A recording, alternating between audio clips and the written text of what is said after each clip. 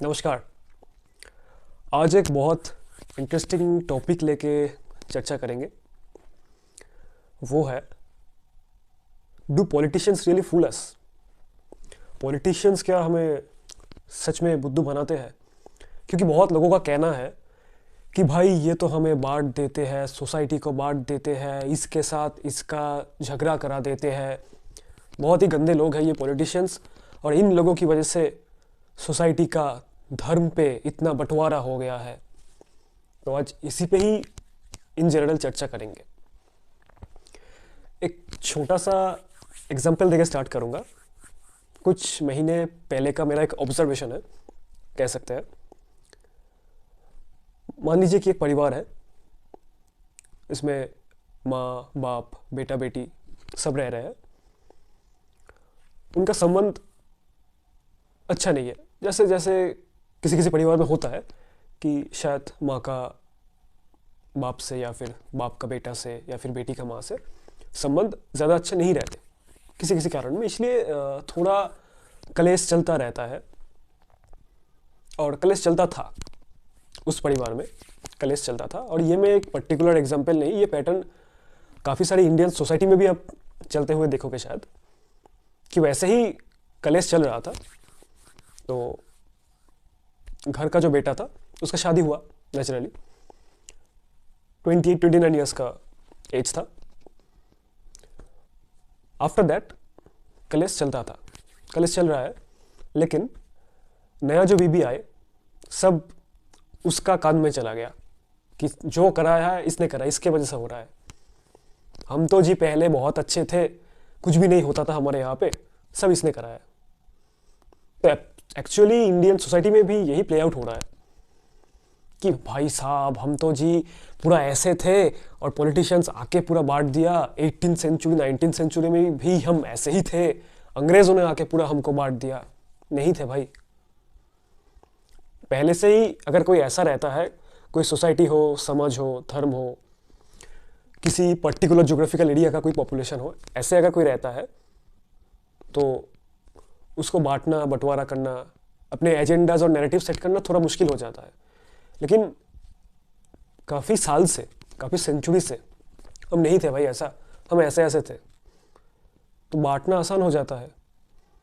Politicians किसी को नहीं बांटता, हम पहले से ही बटे हुए हैं और बटे हुए थे, तो वो तो उसका एक्सप्लॉयटेशन करता है। एक्चुअली कोई किसी को ऐसे बांट नहीं सकता।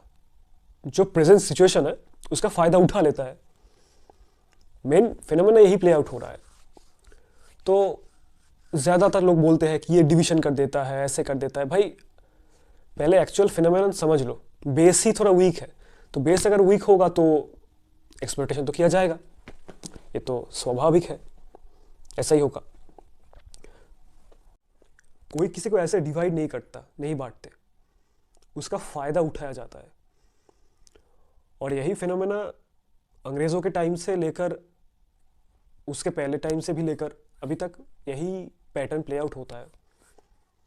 अगर आप बुद्धू हो, आप मूर्ख हो, तो आप ऐसे ही किसी को दोष नहीं डाल सकते कि अरे भैया वो तो मूर्ख बना के चला गया। मूर्ख मतलब कभी कभी ऐसा होता है कि मान लीजिए कि आपका कोई OTP का फ्रॉड हो गया, कोई पेटीएम का फ्रॉड हो गया, इसका मतलब कि आप मूर्ख नहीं है, लेकिन उस टाइम में शायद कुछ ब्रेन फॉग जैसा आ गया होगा, शायद विक्टिमाइज बन गए होंगे। तो इसी पर पूरा फिनोमेना ही प्ले आउट करता है।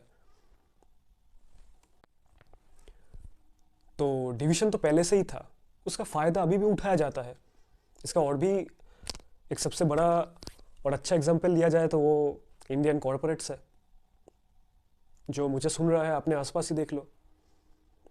अगर अपना बिलो लेवल या फिर बॉटम लेवल पे सब बटे होंगे तो ऊपर वाला तो फ़ायदा उठाएगा ही ना। तो इसमें यहाँ से चेंज होना पड़ता है, तो सिस्टम यहाँ पे अपने आप चेंज होता है। मेन फिनोमेनन यही है। तो आपको पहले ये समझना पड़ेगा कि एक्चुअल पैटर्न क्या है। मैं बार बार एक बात बोलता हूँ कि ये चैनल कुछ रोने का चैनल नहीं है।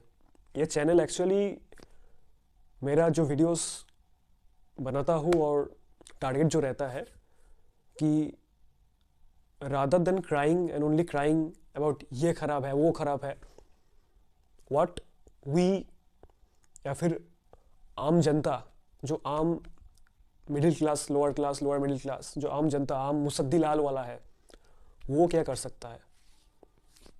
इस टारगेट जो है, मेन टारगेट यही है। तो पहले ये थोड़ा क्लियर करना पड़ेगा कि आपको बुद्धू बना नहीं जा रहा है, आप बुद्धू है, तो उस फुलिशनेस से थोड़ा राइज अप कर जाओ, तो शायद इतना आसानी से बुद्धू नहीं बना पाएंगे, है ना। इंडिया में जब 1980s के इलेक्शंस होता था, तब जितना अमाउंट का रिगिंग होता था, पॉकेट में पैसा ऐसे देकर या फिर दारू देकर, उतना परसेंटेज तो अभी नहीं होता है ना, थोड़ा घट गया है। उस टाइम पे जो होता था, कंपेयर टू दैट अभी बहुत घट गया है। तो वैसे ही, क्योंकि आम जनता का एक अपलिफ्टमेंट हो गया है, मेंटल अपलिफ्टमेंट, तो मेन रीज़न यही है। तो मेन जो चीज़ आम पब्लिक को समझना पड़ेगा, दो फिनोमेना है, फियर एंड ग्रीड, डर और चाहत। इसके ऊपर ही बेस करके सिर्फ पॉलिटिशियंस नहीं, आप कोई भी प्रोफेशन पकड़ लो, डॉक्टर्स, एस्ट्रोलॉजर, इंजीनियर, लॉयर, सब धंधा यहीं पे चलता है भाई, फियर एंड ग्रीड। ये फ्री करवा देंगे, ये टिकट दे देंगे, इसमें रुपया बांट देंगे, ये ग्रीड हो गया। फियर, अगर ये नहीं हुआ तो ऐसा हो जाएगा, अगर ये नहीं हुआ तो ऐसा हो जा सकता है, एग्जिस्टेंस खतरे में चला जाएगा। तो दो फिनोमेनन मेन यही है। इसी को लेकर जो ज़्यादा शाना पॉलिटिशियन है, उसी को लेकर ही ट्विस्ट एंड टर्न करके पूरा नैरेटिव सेट करता है और आम जनता उसमें खेलता है। तो इसमें भाई पॉलिटिशियंस को ब्लेम करके कोई फ़ायदा नहीं है। और मैं ये भी नहीं बता रहा कि ये फियर एंड ग्रीड जो है वो हमेशा झूठी होता है, उसमें कुछ सच का एलिमेंट भी होता है, लेकिन आम आदमी उसको फिल्टर नहीं कर पाता, क्योंकि इतना सारा मुद्दा एक साथ दिमाग में डाल दिया जाता है, थोड़ा मुश्किल हो जाता है एक आम आदमी के लिए। तो इसीलिए मेरा आग्रह रहेगा कि अपने जो फुलिशनेस है लोगों का, स्पेशली ज़िलाओं के लेवल पे, डिस्ट्रिक्ट लेवल पे, उससे थोड़ा अपलिफ्टमेंट कर लीजिए, क्योंकि कुछ महीने बाकी है। और जो ये वीडियो देख रहे हैं उनसे भी आग्रह रहेगा कि ज़्यादा से ज़्यादा तक इसको शेयर करें, ताकि ये गांव में भी जो बैठ के देख रहा है उसके पास भी अच्छे से पहुँचे, वो भी उसको देखे, परिवार को दिखा के थोड़ा कुछ सीखे। अल्टीमेटली ये सोसाइटी के भला और वेलफेयर के लिए ही है। जैसे कि इस चैनल का नाम ही इसलिए रखा गया है पॉलिटिक्स एंड वेलफेयर, क्योंकि बोथ आर एक्चुअली कनेक्टेड। तो लोग एक्चुअली क्या करते हैं,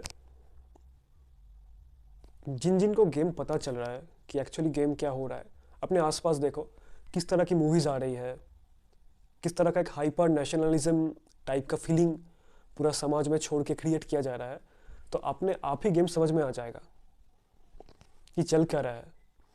और जो शाना लोग हैं, जिनको गेम पता है, वो उसको समझ के ही डिसीजन लेते हैं अच्छी तरह से। सो मेरा आग्रह रहेगा, आम आदमी जो सुन रहा है ये video, please rise above this. पहले तो पॉलिटिशियंस को हेट करना या फिर ज़्यादा प्यार करना बंद कर दो, नॉर्मल हो जाओ, क्योंकि नॉर्मल होने से ही अपने आप फ़ायदा होने लग जाएगा, यही मेन चीज़ है। और एक समस्या जो स्पेशली ये वाला मिडिल क्लास में देखा जाता है कि अपने आप ही पहले से ही पेपर लीक कर देते हैं। अरे भाई साहब, मैं तो इसको ही वोट करता हूँ, मैं तो, मेरे पापा जी भी करते थे, मेरे दादाजी भी करते थे, हाँ हम तो भाई इसी को देते हैं, पहले से पेपर लीक कर देते हैं। तो जो भी कर लो भाई, ये इतना ओपनली बोलने का ज़रूरत नहीं है, इतना सलमान खान बनने का ज़रूरत नहीं है कि एक बार मैंने कमिटमेंट कर दी तो मैं अपने आप के भी नहीं सुनता। रियल लाइफ सलमान खान के बारे में नहीं बात कर रहा हूँ, वांटेड का एक मूवी है उसका डायलॉग बोल रहा हूँ, क्योंकि ज़्यादातर मिडिल क्लास ऐसा ही हो गया है, एक बार मैंने कमिटमेंट कर दी तो मैं अपने आप का भी नहीं सुनता। तो इस पैटर्न या फिर इस फिनोमेनन से थोड़ा हटके सोचना पड़ेगा, तभी एक्चुअली सोसाइटी में जो बदलाव आना है वो आएगा। और मिडिल क्लास का मैं पहले भी बोला हूँ, बार बार बोलता हूँ कि 3, 4, 5 बहुत छोटे छोटे इश्यूज है जो पार्लियामेंट में ऐसे करके प्राइवेट मेंबर बिल से भी पास कराया जा सकता है, लेकिन सबसे बड़ा बावड़ी बूच इसमें मिडिल क्लास ही है खुद, क्योंकि उस मुद्दे को वो नहीं उठाते हैं। और उस मुद्दे को ना उठा के गरीब किसान वाला मुद्दा में जब ज़्यादा सेंटीमेंट चला जाता है तो स्कीम तो सारे यहाँ पे ही बनेगा ना। गरीब तो अपने रोना रो ही रहा है, गरीब का तो भला हो ही रहा है और आगे भी होगा। गरीब ऐसा करके बैठा है, रूठा हूँ मैं, मुझे मना लो। और मिडिल क्लास, तूने ये कर दिया, वो उन्होंने कर दिया। अरे भाई, मेरा मिडिल क्लास, इस फिनोमेनन को चेंज करना पड़ेगा। और मैं ये कह के अपने आगे का वीडियोस का भी थोड़ा थोड़ा सिलेबस डिफाइन कर रहा हूँ, क्योंकि इलेक्शंस का कुछ महीने बाकी है। तो नेक्स्ट ये सलमान खान वाला कमिटमेंट का जो बताया, उसको लेकर एक छोटा सा डिस्कशन रहेगा। वीडियो कैसा लग रहा है, मैं जिस फिनोमेनन में एक्चुअली कंसंट्रेट करना चाहता हूँ उस फिनोमेनन कैसा लग रहा है, उसको लेकर कमेंट में पार्टिसिपेट ज़रूर करिए। ज़्यादा से ज़्यादा शेयर करिए अपने फ्रेंड्स ग्रुप पे। इलेक्शंस का कुछ महीना ही बाकी है। चाहता हूँ कि ज़्यादा से ज़्यादा लोगों के पास पहुँचे ये वीडियो और ज़्यादा लोग अच्छे से देखें। ऑब्वियसली चैनल को सब्सक्राइब करिए अगर नहीं किया है, एज अ फॉरवर्ड अगर कोई देख रहा है तो ज़्यादा से ज़्यादा शेयर कीजिए और कमेंट्स पे पार्टिसिपेट कीजिए। धन्यवाद।